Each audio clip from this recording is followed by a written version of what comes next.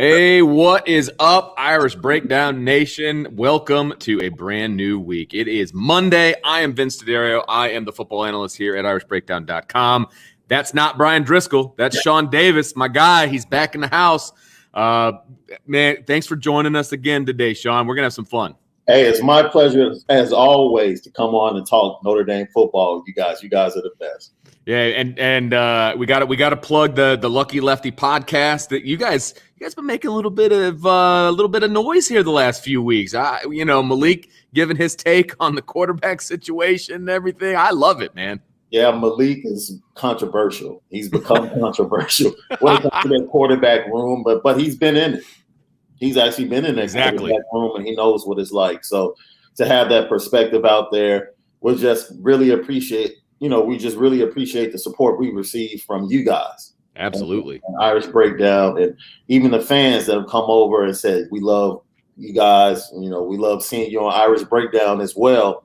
And I'm sure Malik he can't wait to jump on and talk to you guys. Nice. In the upcoming week. So thank you guys so much for all the support. And we're all a big family. Love it. And of course, Sean's from ESPN Chicago, as his moniker says there as well. So you can catch Sean all over the place, man. But we got stuff. We haven't talked to you in a little while. So I want to look, man, it was not a good Saturday, a couple Saturdays ago. And I don't mean to bring up negative feelings and everything from everybody, but I want to get your take on kind of how things went last Saturday. And, I also want your opinion on Cincinnati in general. Like, what do you think that they're a top 5, top 4 team? And then your thoughts on the game itself. I mean, if we're going to go by resume, I would definitely put them in my top 4. If I'm just taking a step back and just looking at teams and watching them with my eyes, I don't think I would say they're a top 4 team, top 5 team. Like, Cincinnati wouldn't beat Alabama if they played on a neutral field.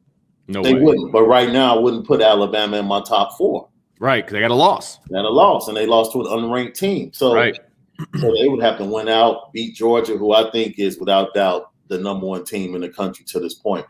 But I came away with a greater appreciation for Cincinnati, watching how they played. And there wasn't so much. We can talk about the early decision to put Buckner in at that point in a tough game, and how it changed the momentum of the game and kind of got Cincinnati comfortable.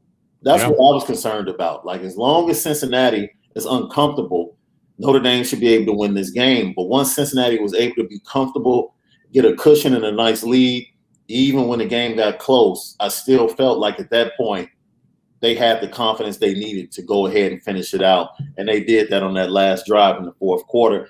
Tip of my cap to Desmond Ridder, who made the plays when they were needed. He was a little bit more than sneaky accurate, according to Brian Kelly on that Saturday. But, I came away with a little, especially the defense. I think the Cincinnati defense impressed me more than anything. Yeah. I knew they had a great defensive backfield. I did I thought Michael Mayer would have a big game, and he did. And I thought if we played better along the offensive line, he probably would have had a monster game. Sure. Double-digit receptions and multiple touchdowns. But that's just the way it goes.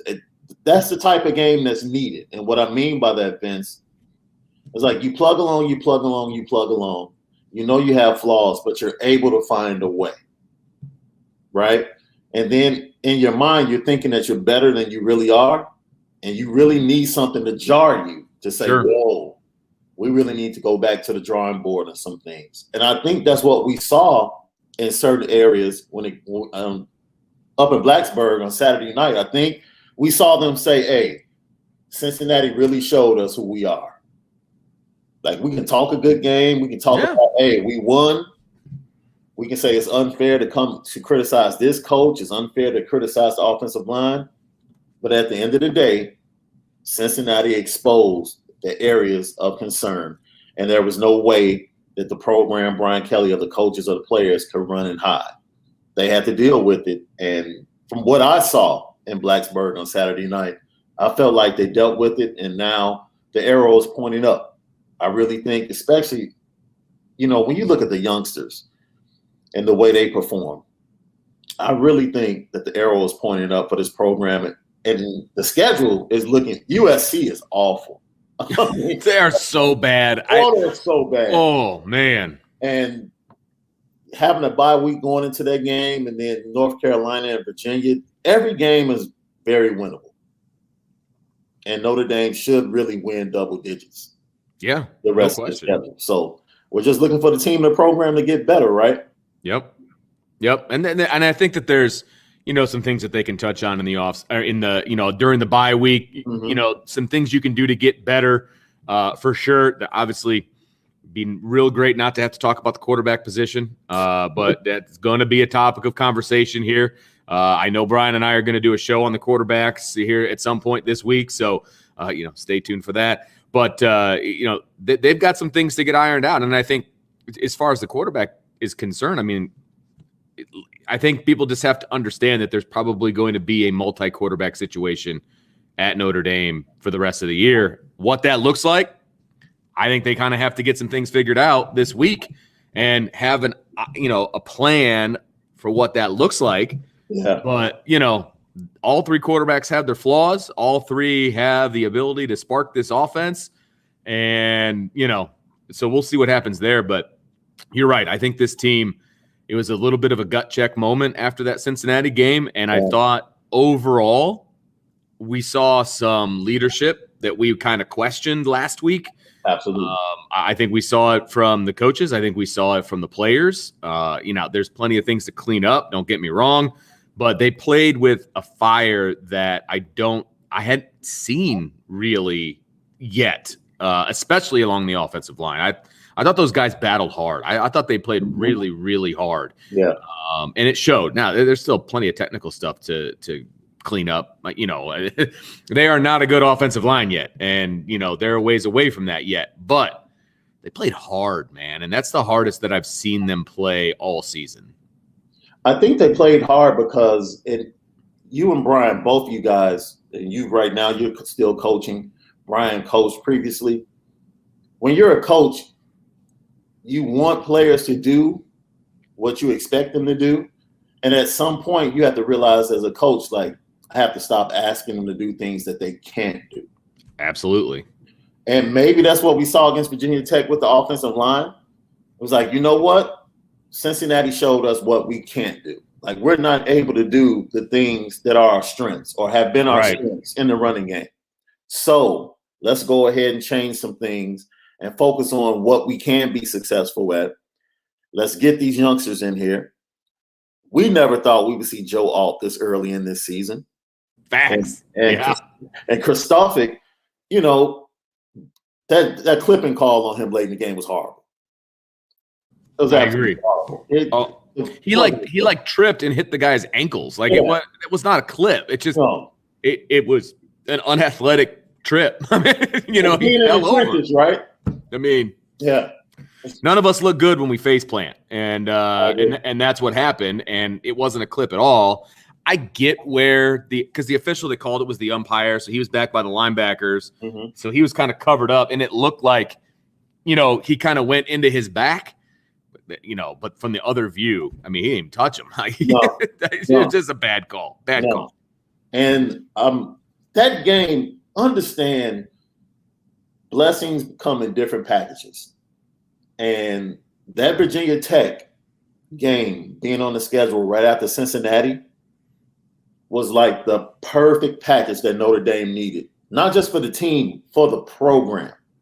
Brian Kelly talked about how sick the players were after that Cincinnati game. Sure. Which I think bodes well because it tells you where the mindset of the program is. Like, we do not expect to lose. Doesn't matter how bad we have been playing up to that game. We expect to win every game on the schedule. We feel like we're better than everybody on our schedule. That's where that's where your program is. And that's a really good thing to have. Sure. And leading up to the Virginia Tech game, you knew it was going to be a raucous crowd. At night, you saw how it rocked Sam Howell in North Carolina in that first game. So you expected a rocky start. At least I expected a rocky start. But Jack Cohn comes out and he struggles. And then Tyler Buckner all of a sudden for like a quarter and a half makes you feel like the quarterback quandary is over. Right. Absolutely. I was like, okay, he could throw the ball. Yeah. All right. I'm sitting here like, okay, we can just rock with Tyler for the rest of the year. Right. Let him develop. Third quarter comes, and this is where my angst with Tommy Rees comes in a little bit. There were no adjustments. It's almost like we didn't expect Justin Fuente and Virginia Tech to adjust and say, okay, we have to stop this kid running the ball and force him to pass. We can't give him both. And then the luck of the Irish, whatever you want to call it, the football gods, on an interception, Tyler Buckner's just jumping up and down, and all of a sudden, ankle just rolls. Yeah.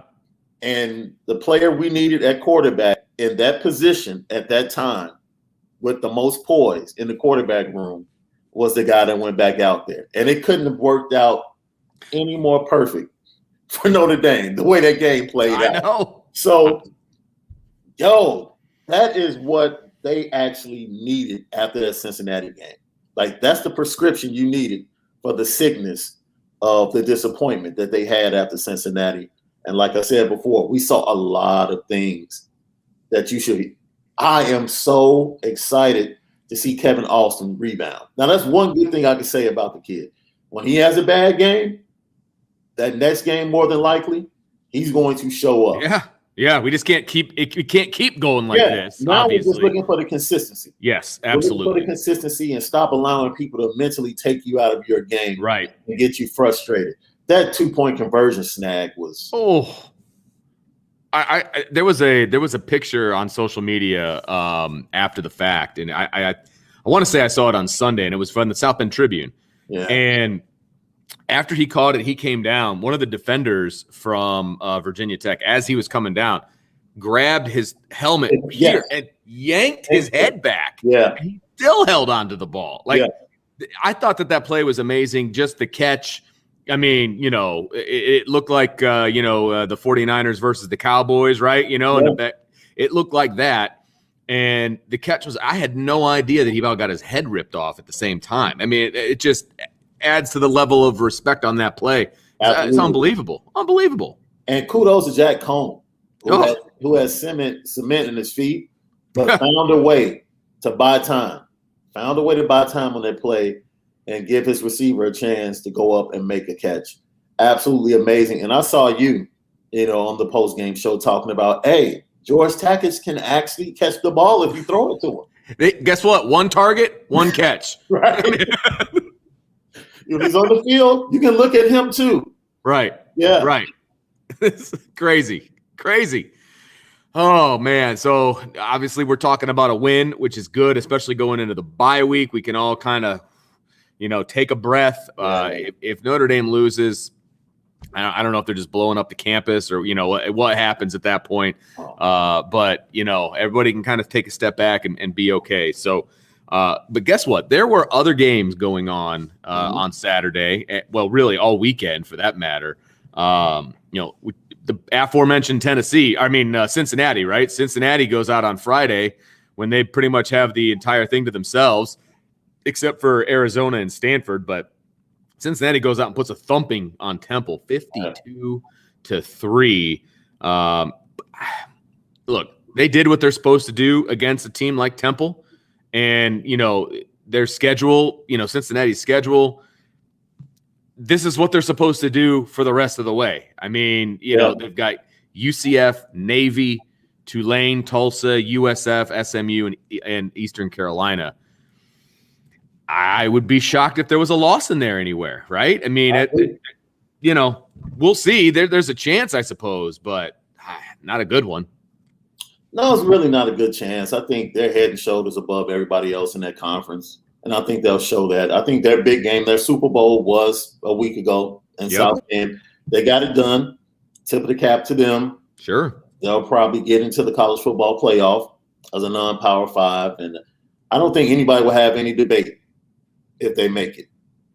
But I think they'll probably end up the 4 seed. They're probably locked into that 4 seed. Right. If they're in, I can't see them putting them above some of the teams that will be above them, right? No. It'll be very interesting, honestly, when the college football playoff rankings come out, because they don't always match the AP and the coaches, and all that. They what is it? Walk to the beat of a different drummer at times, right? Yeah. So I'm interested to see what they do with Cincinnati. I mean, look, right now they deserve to be up there with the resume and everything. And as long as they keep shellacking teams, I mean, they're still going to be up there. But do they put an Alabama above them? A one-loss Alabama team, right? Yeah. Because I don't think anybody's going to argue that Alabama's schedule is more difficult than Cincinnati's schedule, right? So it's going to be interesting to see kind of where they slot Cincinnati in this initial poll, because it's all about where you get slotted at first. Yeah. You know what I mean? As to where you're going to be able to move up or down. So we'll see what happens. I think, look, give him a shot. Give him a shot. Absolutely. I think Luke Fickell's a really good coach. He'll have the team ready. I just don't know if they have the horses to keep up with some of those big dogs. They do have a few hurdles. Like you said, if Alabama happens to run the table and then beats Georgia in the SEC championship game, and then Georgia only has one loss. Right. And now you have two SEC teams. You figure the Big Ten champion will more than likely make it. So that's 3 slots. But what if Ohio State runs the table and they beat undefeated Iowa in the Big Ten championship game?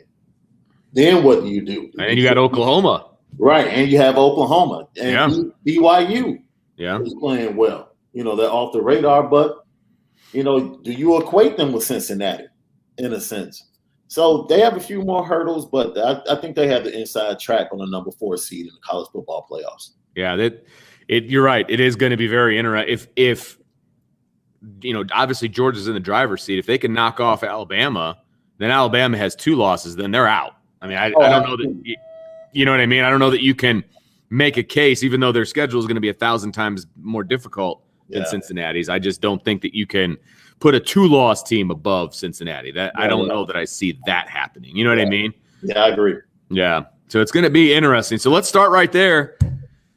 Alabama, man, they were down and then they came back, and then you got the last-second field goal by Texas A&M. You got all the back and forth talk between Saban, the whole understudy hasn't beaten Saban. They're like 0-25 and, all of the storylines and everything. But A&M pulls it out in the end with the last-second field goal, 41-38.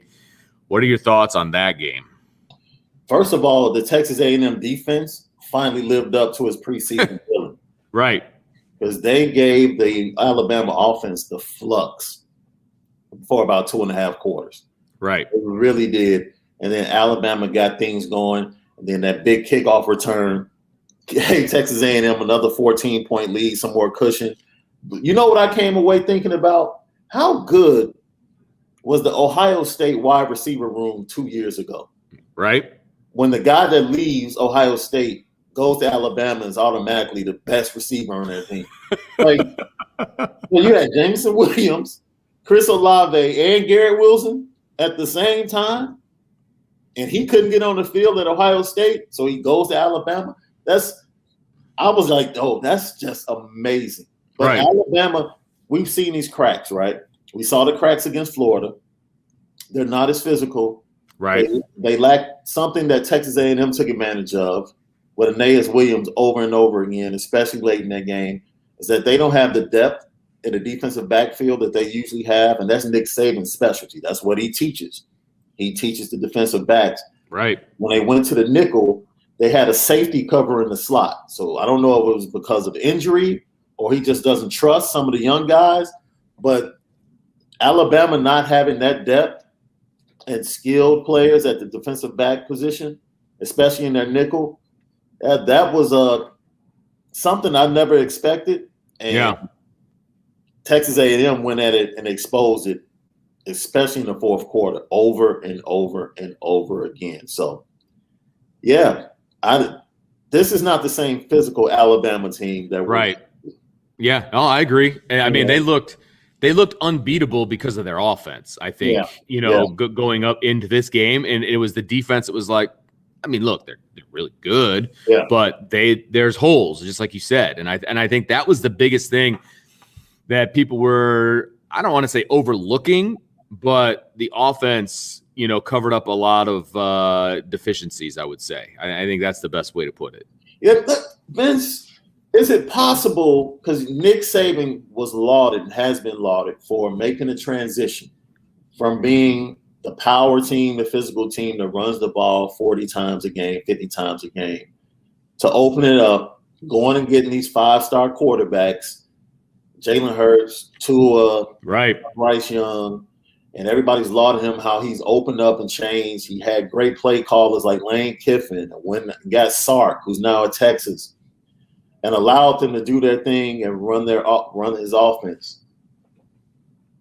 Do you think he kind of, in doing that and going more finesse on offense, I wonder if it impacted his recruiting on defense? Because now in your mindset, you think the game is going this way. So now you start to recruit more speed on the defensive side of the ball instead of having those physical guys up front and those thumpers in the linebacker positions that can shut down the run. I wonder in the transition of getting more speed, if he's lost some of that physicality he was used to in that program. I'll tell you what, that is a very interesting take, and I got to say I don't disagree with you. When you change your mindset about how you want to do certain things, because remember back in 2012-ish, Yeah. I mean, they were a slobber knocker team. I mean, they would just beat you and then beat you and then beat you some more on both sides of the ball. Running the football and then the defense just flying around and just knocking you silly. That's really not the case anymore, right? We know what they're doing on offense. They're slinging it all over the place. They're using matchups to their advantage. You're right, finesse. They're a finesse offense now, right? And, they don't have the running backs that they had in the past either. Those guys that are between the tackles probably want to make a business decision and not get run over by those guys, right? Right.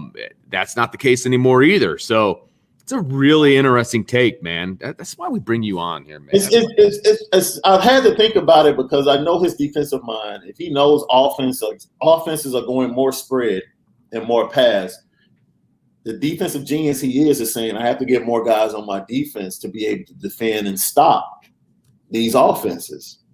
And in doing that, you go and you get rangy guys. Sure. You get speed guys. I look at his linebackers. They look a little light in the pants. Yeah. He doesn't have that middle linebacker that's like 240, 250. That triangle guy, right? Yeah. The guy he's going to be right here. He's going B gap to B gap and just, snot bubble you when you try to run. They were known for always having a nose tackle, whether it was Cody or all the other great, big guys he's had up the middle. Like I said, that triangle where these three guys are going to shut down your run game. Right. And everybody else is going to do their job. Right. And that's it. I look at his linebackers now, they're maybe about 215, 220, great in coverage. But when teams want to line up and get physical like Florida did in the second half, you have a little bit tougher time of dealing with that. So yeah, good point. Yeah. I like that. I like where your head's at, man. That's why we bring you here. That's why we bring you on, man. All right. So next game, let's go. We'll just go right down the list as far as from a standings standpoint, right? Yeah. So we just talked Alabama. Let's talk Georgia. Not a huge surprise here. They pretty much take care of business against Auburn. I mean, Auburn only scores 3 points in the first half. They get a touchdown in the third quarter. But by the time they got that touchdown, the game was pretty much over. Final score 34-10. Thoughts on the Bulldogs? They're pretty much the number one dog right now, no pun intended.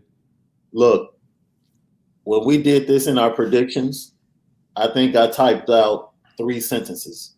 That was it. It's like, look, this game would not be close. Right. And if you want to spend time watching something for 3 to 4 hours on a Saturday, the Georgia Bulldog defense is well worth your time. Absolutely agree. Well worth your time. NFL players at every level. And if you want to see 330 and 350-pound guys running 4.6, 4.7, that's what you're going to see. Right. I've never seen anything like it. And Kirby has done an amazing – he's a great teacher on the defensive side of the ball, Saban disciple. But the accumulation of talent, I mean, it's one of the best defenses I've watched. Yeah. In college football.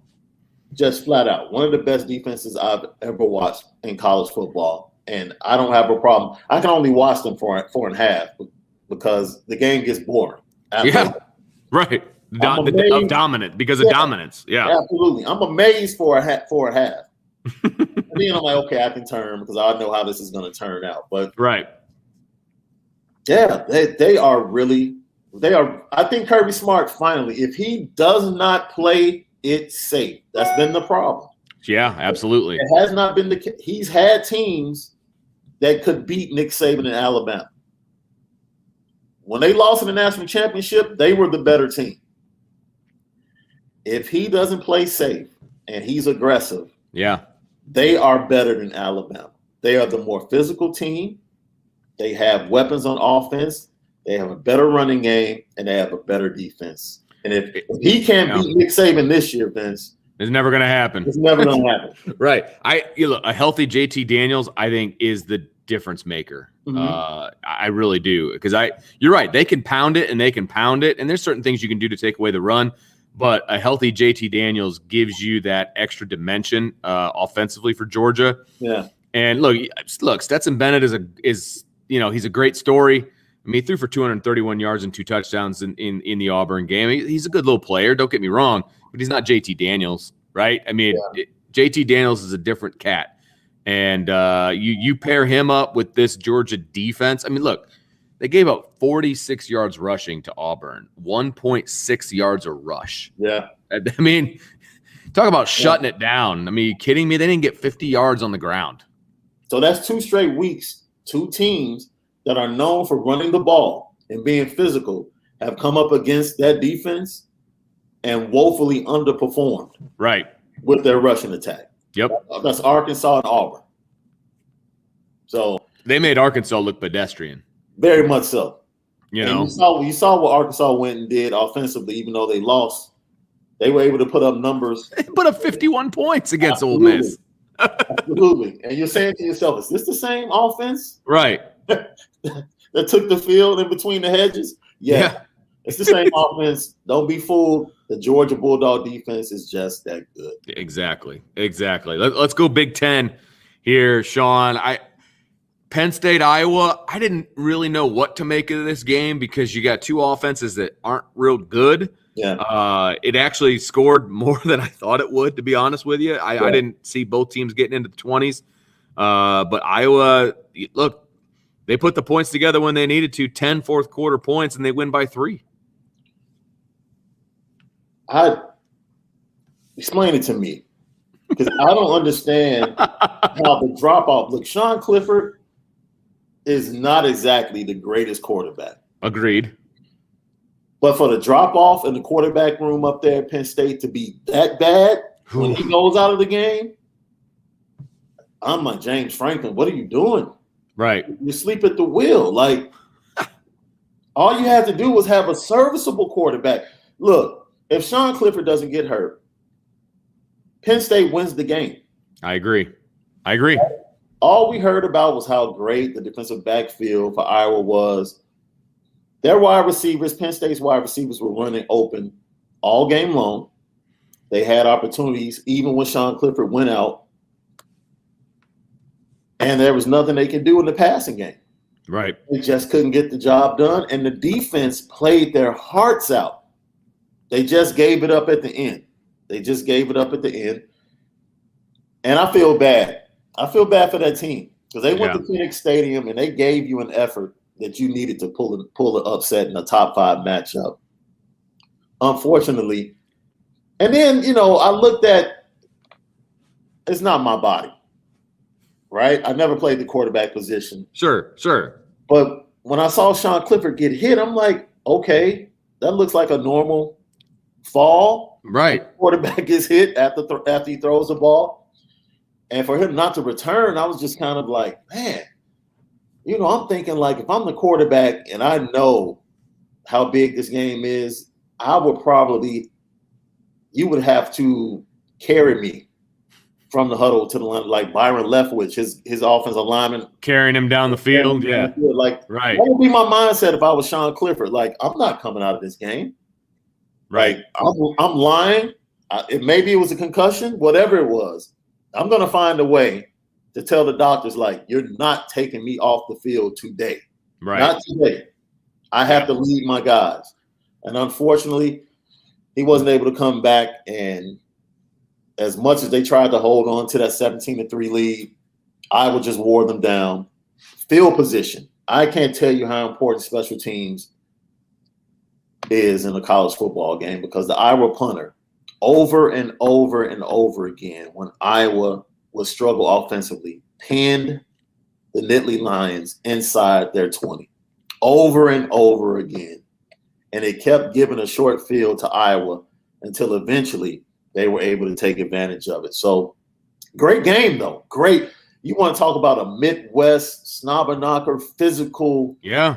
Everybody getting hit all over the field. You don't want to be in the trenches because you're not going to come away. You're going to come away with a limb missing. You're not careful. Like, it was that type of game. It was like, if you're watching it on TV and you had the volume up, you heard crack and pop. You heard pads, man. Yeah, absolutely. And that was, the Big Ten, as powerful as they are, and, they've been top heavy, obviously, for the last few years. Absolutely. And they just haven't had these kind of, nationally recognized type games. Yeah. And look, Big Ten showed up, and it was a game that did not involve teams like Michigan and Ohio State, right? Yeah. So, it's good for as much as I can't stand the Big Ten, as a Notre Dame fan, I got to give them credit. They showed up, right? And it was not a blowout. It was a game. Yeah. Came down to the wire. It wasn't the prettiest football, that you could ask for, but it was Big Ten football. Yeah. You know what I mean? Yeah. So, absolutely. I thought that they got what they needed out of that game from a Big Ten, from a conference perspective, right? They showed up. Yeah. And I think Penn State, I'm interested because Penn State historically under James Franklin nosedives. Right. They get off to the really good start. They lose a tough game. Sure. The rest of the season is downhill. So I'm very interested in seeing how they recover. If Sean Clifford will be back next week. Look, man, if I'm one of his teammates, I'm looking at him like, you better miss at least 2 games. Yeah. You're sitting on the sideline. After that hit, you better miss the next 2 games. Because if you're back next week, we're going to have a problem. Love it, man. 5 minutes behind a locked door. Oh, that's great. That's the way I would feel as a teammate. Like, you have to fight through that in that type of situation. Yeah, absolutely. It used to be top heavy, but you got Michigan State's playing well. Yeah, they are. Michigan's playing well. Ohio State is trending up again. You have Iowa. You have Penn State. So they're going to have some great games coming down the rest of October and November. Yeah, and it's championship. I am not comparing the Big Ten to the SEC. That's not what this next statement is doing, but they're going to be knocking each other out at this point. Oh, absolutely. Like the SEC does, right? Because they got to play each other. Yeah. I mean, there's, Michigan State's undefeated, like you said. Mm-hmm. I think there was 5 Big Ten teams in the top 10 in this week's polls. That's crazy to me. That's absolutely crazy. But the Big Ten's showing up, man. I give them credit. They're showing up, and they're showing out. But they're going to – we got some good ones coming up, I would imagine. So it's going to be interesting to see how the Big Ten shakes out for sure. Yeah, physicality, defense, trenches. Mm-hmm. At the end of the day. Run games. All of that. And at the end of the day, Ryan Day still has the best quarterback of the bunch. Oh, yeah. Yeah. So scary but true. We'll see how we'll see how it plays out. Yep. Absolutely. All right. Well, let's go to the Big 12, soon to be SEC. Oklahoma, Texas, the Red River rivalry. Can't call it the shootout anymore. It's not PC, apparently. But Oklahoma, Texas. So I watched the first half of this game because it was a noon game, I want to say. Either way, I watched the first half. Texas completely controls this game. I mean, completely controls it. They're getting turnovers. They're throwing bombs. They're doing all – Oklahoma just looks lost, frankly. And then all of a sudden – so I'm like, you know what? This game is over. I'm not even going to pay attention to it anymore. And then all of a sudden, Oklahoma makes a quarterback change. And this is coming from somebody who covers Notre Dame. Apparently it sparks the offense and they go crazy and they end up winning this game. Unbelievably so. So they're squarely with a quarterback controversy on their hands. Yeah. But Oklahoma ends up taking it 55-48. Another barn burner offensively. I mean, just crazy. What are your thoughts on that game? I mean, 25 points in the fourth quarter by Oklahoma. Holy crap. Every time I watch Oklahoma, they give me a reason to be unimpressed. Right? I'm watching and I want to be impressed because I want somebody else at the table besides Alabama. Yep. Besides Clemson, which may happen this year. Well, both teams might miss. Clemson's not. I think Clemson's out of the conversation, obviously. Absolutely. But yeah, yep. But I came away from that game thinking, I'm jealous, and this is what I mean. I watched Steve Sarkisian and Lincoln Riley and the creativity of their offense. Yeah. And I just sat there for about 4 hours and said, if only we could have that same creativity in South Bend. Our players are just as good. Yeah. Quarterbacks are comparable. Oklahoma offensive line has struggled all year. Texas offensive line, young, struggled. Sounds familiar. Yeah. But the creativity of the offense is still able to produce points in spite of that. And I think when you saw Caleb Williams come in, just like with any running quarterback, they help and they aid the rushing attack because that's one rusher that you can account for in the run game. That is the quarterback. So it takes defenses, a few minutes, a few possessions to adjust. But what Lincoln Riley did is that he stayed ahead of the defensive coordinator. He anticipated what the adjustments would be, and he had a counter for the adjustments. So now if we're running quarterback power and we're gashing you, or we're running RPOs and we're gashing you, I see you now slanting to the middle and then bringing your linebackers over the top. So now what I'll do is I'll run a fake quarterback power, direct snap it to my running back out of the same look, and then pull my back end guard and tackle and run a counter off of it. Because your linebackers are anticipating from what they've been seeing. Sure. The quarterback power. And they just gassed him the entire fourth quarter because he anticipated what the adjustment would be of the Texas defense. And yeah, I had to calm myself down. I felt jealous coming all over me. I just felt it. And I'm saying, man, why can't we see this type of creativity? You can go when Buckner comes in, right? He lights the offense up, passing the ball, running the ball. We come out in the second half. We try to run the same plays. There's no counter. Like, did you just think Virginia Tech wouldn't adjust? Like, oh, it's okay. Yeah. We're just going to allow them to keep doing the same thing. No, you have to anticipate that and offer the same action, have a reverse, have a sweep, have something that's going to get them and take advantage of their pursuit. And we didn't do anything like that. So when I watched that game, it was really about the genius of Steve Sarkisian and Lincoln Riley on full display. And it was a fabulous game. Even when Texas was up big, I expected Oklahoma to make it close because that's just the way that series goes.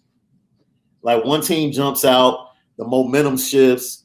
It's a close game in the fourth quarter, and things were hanging in the balance. I was pleasantly surprised with the way Texas came back once Oklahoma did take the lead. Texas responded. Yeah. They came back. So I think both of these teams, when they get into the SEC, it'll be interesting how the dynamic of their recruiting changes and how their roster changes. I also was very proud to see former Notre Dame linebacker Ovia Gofu out there making plays for Texas. Yeah, absolutely. I just wanted to see him being successful. He had a pretty solid game at the linebacker position for Texas, and both defenses are not good, to say the least. Poor tackling, undisciplined, penalties in key situations. So yeah, for that, if you love points in offense, Yeah, that right. game gave you everything that you wanted and needed. Well, I mean, look, it was when there's a combined over 100 points scored, defense is generally not in the conversation. No. That's what I mean. And Marvin, the Mims touchdown, where he jumps back and barely gets his foot in bounds. The throw from Caleb Williams on the run, 60 yards, the catch. Just, man, those are like college football moments that you just don't forget. Like, you'll always remember watching that catch. Even if you're not a fan of that team, it's like, man, I remember that play. So that's great college football. It was a great weekend, Vince. Just an absolute great weekend to be a college football fan. No question. I mean, look, we talked about Ohio State. They put a beat down on Maryland, who, a couple of weeks ago, Brian and I were having a conversation about, hey, don't overlook Maryland. They've got some guys on that team. 66-17. They don't have Ohio State guys. I mean, they just don't. And then Michigan. I mean, I hate to say it. They're playing good football. I'm ready for that to blow up in their face at any moment. I thought it might happen against Nebraska, and it almost did. Yeah. 13 fourth quarter points ends up getting it done for them. They win by 3 points. And Michigan, Michigan is a top 10 team. What decade did I wake up in, man? How is this happening? Doesn't compute for me, man. They're doing it. They lost their best offensive weapon 3 games ago in Ronnie Bell. He was Mr. Everything. Cade McNamara has come in and been a Jim Harbaugh prototype at quarterback. I mean, same size, runs around, makes plays off script, can throw decently from the pocket, doesn't have a big arm, but is good enough, doesn't turn the ball over. And then they get the running game going. And they're physical up front once again. And their defense, which even when they disappointed from a record standpoint, the defense has always had playmakers. Agreed. Rushers. The defensive backfield has been questionable some years, but the front seven is usually pretty formidable. Sure. And now he has a quarterback that's stabilizing everything, and it bodes well. I will say this. Nebraska's better than their record. Yeah. Nebraska's better than their record. They could have beaten Oklahoma at Oklahoma. They deserve to beat Oklahoma. They outplayed Oklahoma, in my opinion. They just can't get out of their own way at the most inopportune time. Right.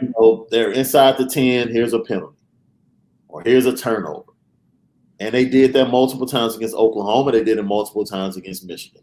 They had a chance to seize full control of that game and couldn't take full advantage of it. So Nebraska's better. So Scott Frost is coaching his butt off. He's coaching for his life. Yep, he's coaching for his life, all right. Absolutely. And he's not getting the results, but if people can watch how they play, that team is better than they've been the last 2 years. Agreed. Absolutely. Yeah, it's funny because, Michigan and Michigan State have both been basically train wrecks for the past few years, and they're both undefeated. They're combined 12-0 right now. 12-0, and they're both ranked higher than Notre Dame. Of course, Notre Dame's got a loss. Absolutely. But like my father-in-law is a Michigan State grad, so he's a huge Spartan fan. So I get to hear about Michigan State all the time. Best running back in the country, all this stuff. And I mean, look, the kid had 29 carries for 232 yards and a touchdown. It's kind of hard to argue when the production is there, but Michigan State continues to roll, man. Yeah. I don't get it. And they got IU. They're on the road at IU, and then the big one against Michigan. The weekend of Halloween.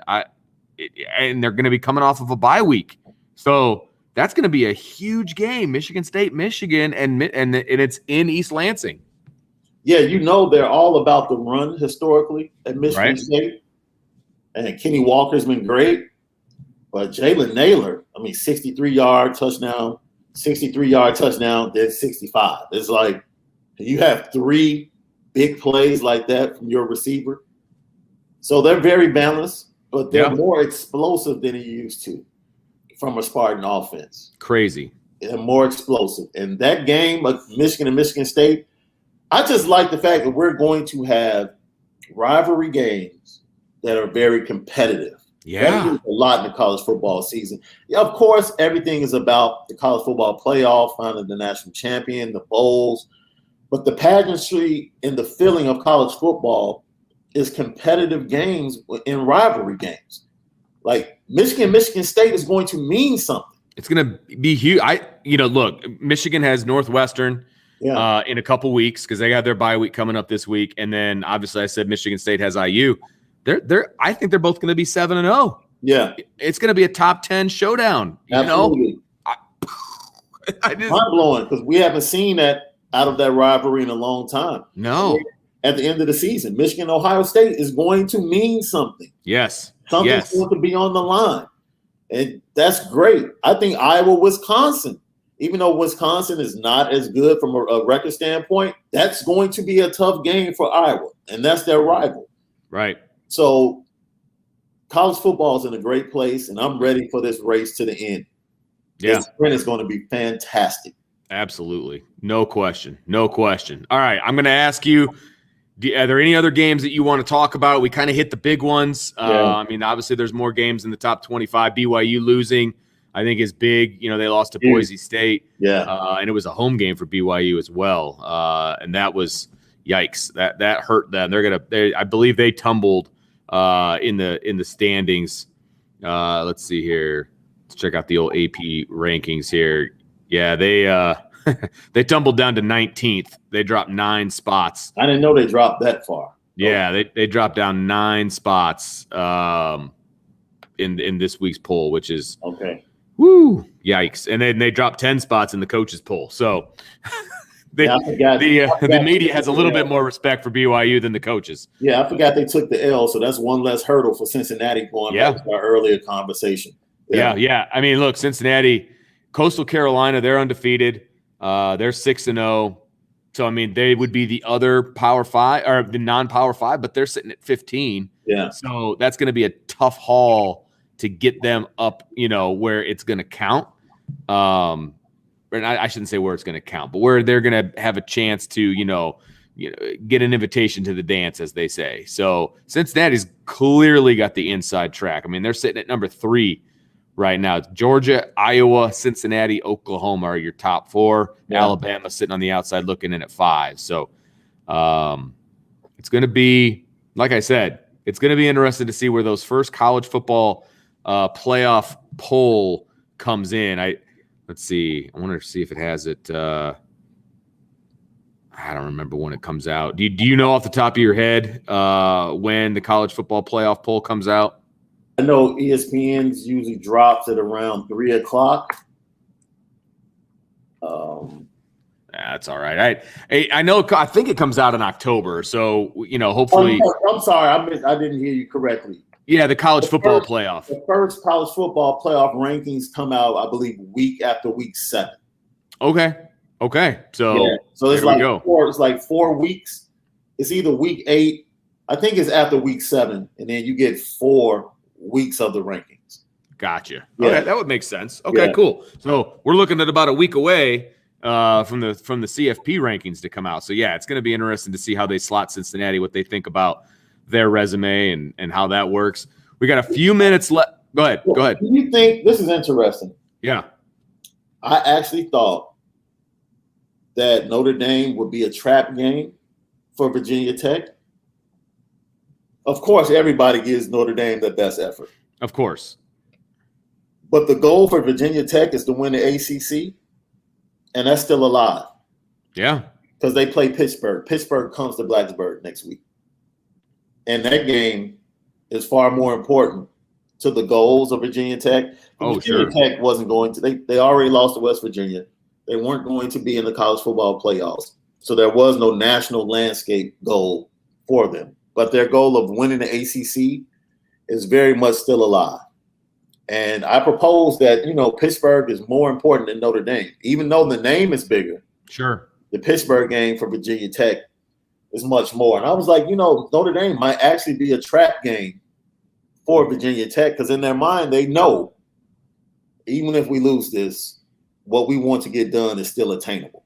Absolutely, yeah, because they're tied for the lead right now in the Coastal. Pitt and Virginia Tech both are 1-0. So I mean, there's a lot to play for, and absolutely, you've got Virginia is in third. They've got 2 losses. You've got Georgia Tech. They've got 2 losses. North Carolina has 3 losses. So, it's going to be between Pitt and Virginia Tech, and that's a huge game, absolutely huge game. Huge game. And they gave Notre Dame their best. Without that, they gave Notre Dame their best. But the big fish for them is still Pittsburgh in the grand scheme of things of what they want to accomplish. Sure. Yeah. And the ACC is obviously wide open with Clemson being 2-1. Wake Forest, they're ranked. They're 4-0 in the Atlantic. And, you got Pitt and Virginia Tech leading the Coastal. So you could have an ACC championship that doesn't even have Clemson involved, which is just crazy if you're talking about the last 10 years. So that's going to be an interesting finish to that conference. That Wake Forest Syracuse game was a really compelling and entertaining game as well. Yes, it was. I mean, Wake Forest had to do some work to get that win towards the end of the game. Yeah, and Syracuse, they wanted to go for 2 and couldn't get it done because they couldn't get the play in time, had to take a time, all of that stuff. Yeah, tough. It's a tough loss, but yeah, you have to be impressed with Wake Forest. Wake Forest, for me, offensively, would always be a challenge in that conference. Because I always felt like they would put up points. It was just could they get the athletes on defense to be able to shut somebody down or keep the game close or get the necessary stops. And they played well this year. Yeah. I mean, look, offensively, they have 6 less points than North Carolina. I'm sorry, 5 less points than North Carolina total. Yeah. So, I mean, they're putting up points is not their problem. No. Right? I mean, they've given up 102, which is kind of middle of the pack, but they're scoring plenty of points. That is not the problem in any way. So, okay. Do you want to we got about 5 minutes left, Sean. You want to see if we've got any questions we can answer over here? Let's get to it. There was one in here, and I'm sure it's probably gone by now, but somebody was calling for you to be the offensive coordinator at Notre Dame. Hey, you know what? We can talk about that. we can talk about that. I wouldn't mind moving to South Bend. Right. As my real estate agent, that is Malik Zaire, has always told me, get you a nice apartment on Eddy Street. See, there we go. I love it. it. I'm trying to find it because I can't. I think it was D-Rock, our buddy D-Rock Irish, who came up with that one, but I can't. I knew people would be upset when I started talking about Michigan. Sorry, Tommy. But yeah, anyway, they were calling for you to be the offensive coordinator, which I think is awesome. That'd be great. We have you in town. If I took the spot, let's say, are you the type of OC? Would you be on the field or up in the booth? What type of guy would you be? So I would be up in the booth because that's what I'm used to. Okay. But I have to have somebody that I super trust down on the field. You know what I mean? Yeah. So it was usually like my O-line coach was the guy that I trusted big time. And so I would relay stuff to him, or he'd give his headset to somebody or whatever, and he would relay the plays in. But as a head coach, I obviously I'm down on the field, that kind of thing. But OC, I got to see it all. You know what I mean? Yeah. Yep. Yeah. How about you? Where would you want to be? I would probably say I'm 50-50, but listening to you, the bird's eye view, to be able to see everything and anticipate and the type of OC I would want to be, I would probably be in the booth as well. Yeah, it's interesting. It really is interesting because if you're not in the booth, you got to have somebody you super trust up there. Right. You know what I mean? And you have to trust their eyes. Exactly. Yeah. And I don't know if I'm that trusting. I don't I don't know if I'm that trusting. Oh, we lost Sean. Hopefully he'll be right back. Let me look to see if we've got any good questions in here. A lot of chit chat going on. Love this one. Irish for life. Hi all. God bless IB Nation. Sean Davis, Vince DiDario. Yeah, there he is. He's back. I'm sorry, guys. That's okay, man. That is okay. Let's see. Michael Johnson says Georgia's the best team in the country. I think that's undeniable right now. No question about it. Yeah. Jacob, Was there a video for upon further review for Virginia Tech? I didn't see one. There has not been, because the normal time we do it is Sunday night. I had baseball, so it was on me. It was a scheduling conflict for me. Brian and we talked about it today. I think we're going to do it tomorrow night.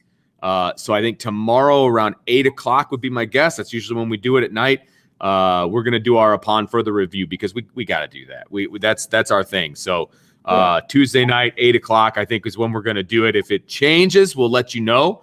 But that's the kind of, so today we were going to do it today. But today I have twin daughters. It's their birthday. Happy birthday, guys. I got to hang with the twin girls tonight and do our thing there. So it's a family night tonight. So we got to push it to tomorrow. So I know we're breaking up our, but it's a bye week. So, we got to be flexible on a bye week, right? Do you buy them the same gift, or do you have to shop for them separately? Well, they're 12 now. So it's separate. It's separate. They're starting to have their own personality. Oh yeah. Wow. Oh yeah. I mean, they like the same stuff for the most part, but they're definitely different. That's for sure. It makes things interesting in our house. Let's just put it that way. And tell them continued blessings. I appreciate that, Sean. Family and everybody at the Lucky Lefty podcast. Yeah, baby. I love it. We got a super chat here from Will. He goes, if we cannot make the playoff, I would love to play Michigan in a bowl and kick their butts. Oh, I mean, that would be – I'm all for it. I'm all for it. That would be fantastic. I don't know. I am not well-versed in what our bowl, our tie-ins and all that. If we would be able to play a Big Ten team. I know we have SEC tie-ins because it's ACC, right? So the opposition is a lot of times it's SEC or whatever. But yeah, man, the only other game that I would want to see more than beating up on Michigan in a bowl game, because we owe them. Yeah. The last time we played. Yep. Would be somebody upsetting Cincinnati and seeing them at the end of the season again. I would love to have that rematch. We would be a totally different team up front. Because I just feel like they just left plays out there, man. Oh, absolutely. Absolutely. It's spotting them basically 10 points because of those turnovers early. Yep. Yeah, I'm with you on that one, man. I would absolutely love to see that. A little bit of redemption, that would be fantastic. I think this team is setting up perfectly to be in a New Year's Six. And if they're in a New Year's Six, I mean, that's a big game, obviously. I would really not want them to get paired up with, the non-Power 5 team that ends up being in the New Year's Six. I want a good game. I want a power team that if you win that game, it propels you into the offseason, right? I mean, that's absolutely. And I think if Notre Dame goes 11-1 and they win a game like that, a New Year's Six game, I think if you give the fans the truth serum, I think they're pretty happy with that. You know what I mean? Yeah, and let's be honest. If I had asked you at the beginning of this season, or even after 3 games, and you had watched who this team really was, if I said, Vince, hey, buddy, well, do you want this team to squeak out an undefeated season knowing good and darn well that they make it to the college football playoffs, they're going to get crushed. They're going to get crushed. Right.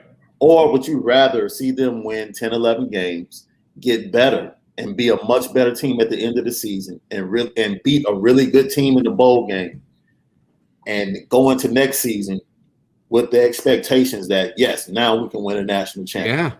Yeah. It's playing out that way. I would definitely choose that route over a route knowing we really don't have a chance. That makes 2 of us. I think that's best case scenario for this team right now. Yeah. I really do, because you're going to get most of the offensive line back. I mean, you have a chance of getting Patterson and Lugg back. I think Patterson will probably go, but I think that there's going to be a decision to be made, right? I really do think that. But so I mean, look, does Kristofik then go to center? I don't. You leave him at guard. I think center to me is going to be the question mark, because if it's me, right, if they're paying me to be the offensive line coach, right, I'm keeping Joe Alt at left tackle. Yeah, I'm putting Tosh Baker at right tackle. I'm moving Fisher into guard, left guard. I'm putting Rocco at right guard, and then center is your question mark, right? And frankly, you or I could dress up at center, and I think we'd be okay with those other 4 guys. So if you end up with Alt and Fisher on that left side, That's McGlinchey and Nelson. Yeah, exactly. That's McGlinchey and Nelson. And you got them for 3 years, this year, next year, and the next year. If they're as good as we at think least they are, you got them for at least 2. Yeah. 2 more years. Yep. Because if they're good, they're out of here. Sure. Junior year. And that's fine. Yeah. I mean, but you keep those guys together for 2 years. Yeah. Ooh, baby. I'm telling you. I think that could be special. And I think Tosh is going to continue to get better as he gets into the weight room and does his thing. Yeah. Everybody loves Rocco, right? He was running with the ones in the spring. So, I mean, that could be a pretty good right side too. Yeah. So, no, but I'm with you. I think Alt has been I think he's been fantastic. And I think he'll continue to get better, which is scary. And we know what Blake Fisher is. I think he could be a really good left tackle, but I think he could be Quentin Nelson-like guard. Yes. So we'll see. They don't ask my opinion very often. And then when I say very often, I mean ever. So that's a super athletic tackle guard combination. Yes, it is. You can do all kinds of stuff with that, man. You could be pulling, getting them out in front. I mean, whoo, baby. So, all right. Well, I think we've hit that witching hour, Sean. Man, hey, big ups coming in, helping us out today. Really appreciate it. Love having you on. We always have a good time. Plug your show, man. What do you got? Yeah, the Lucky Lefty podcast with my co-host Malik Zaire, former left-handed quarterback for Notre Dame. He is a quarterback guru. He's been in the quarterback room in Notre Dame. And I jokingly tell him every time I get upset with Brian Kelly, I'm like, that's your coach. That's the guy that recruited you. So that's our inside joke. But yeah, go to Lucky Lefty Podcast, subscribe to our YouTube channel, and also follow us at Lucky Lefty Pod on Instagram and Twitter. And we're also available, Lucky Lefty Podcast on A2S Network on Apple Podcasts. So go ahead, check us out. We'll be recording later today. Every Monday we record The Slant, and today we're going to talk about the best rooms around college football. Who has the best quarterback room? Who has the best wide receiver room? Nice. Go down the list of best rooms in college football today on The Slant. So it should be pretty good. And every Monday everybody that watches the show, we do the petty train. I'm gonna have to give you a vote. I want you to have a vote every week for the petty train, Vince. Okay, I'm down. We threw Brian Kelly on the petty train a couple of times. And I don't know. I think Malik said he might become the conductor after his post-game comments. Oh my That gosh! he made the other night. It's like, yo, you threw Sebo. Sebo just caught a straight bullet. Yep. Chris Tyree. I thought turf toe was a pretty serious injury myself. Yeah, and he's like he couldn't even answer the bell. Like he quit on the stool in the corner or something. Yeah. Player. It's just like, what's going on? What are you doing? So he is officially the conductor of the petty train. So he can no longer he's driving the train. And so now we have to find somebody else each week that has done something super petty or said something super petty, so we can add them to the train. So that's tonight as well. So we're just having fun. That's awesome. I love that. I would love a vote for that. But so text everybody, text me your vote every Sunday. Okay, man, you got it. So everybody, go check out the Lucky Lefty podcast. It's good stuff over there. I love listening to it. They bring the heat, man. I'm telling you, they bring the heat. So check it out, and then of course, hit the notification bell for Irish Breakdown, because we are going to be doing some different stuff this week since it's a bye week. We got some good stuff. We're going to do our grades. We're going to talk quarterbacks. We're going to do some different stuff. So make sure you stay tuned, because we're going to keep bringing you stuff, guys, because that's what we do. That's what we do. So, and again, a special one tomorrow night. We're going to do our Upon Further review tomorrow night. So for Sean Davis, thank you again, Sean, for joining us. And we will talk to everybody next time on the Irish Breakdown